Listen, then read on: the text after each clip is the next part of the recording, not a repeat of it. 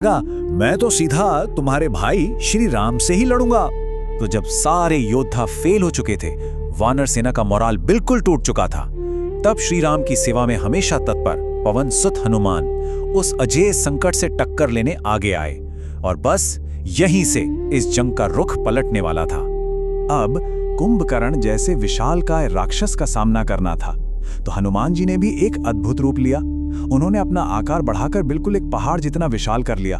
समझ लीजिए ये दो पहाड़ों की टक्कर थी, दो महाशक्तियों की आमने सामने की लड़ाई। अपने प्रभु पर आए इस संकट को देखकर हनुमान जी ने अपनी पूरी ताकत झोंक दी। गदा से, मुक्कों से कुंभकर्ण पर ऐसे प्रहार किए कि उनके वार की ताकत से वो राक्षस एक बार फिर जमीन पर आ गिरा। एक पल के लिए तो वानर सेना में जैसे उम्मीद की एक लहर दौड़ गई।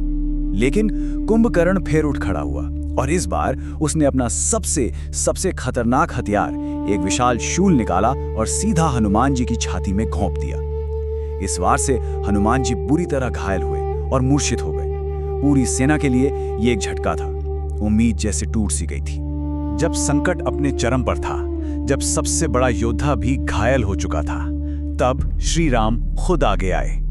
और यहाँ हनुमान जी की भक्ति देखिए, घायल होने के बाद भी वो फिर से उठकर लड़ने की कोशिश कर रहे थे।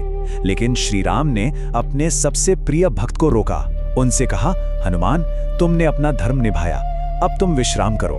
इस संकट का समाधान अब मैं करूंगा। मतलब अब श्री राम ने खुद कमांड अपने हाथों में ले ली थी। और बस यहीं खुलता है कहानी का सबसे बड़ा राज।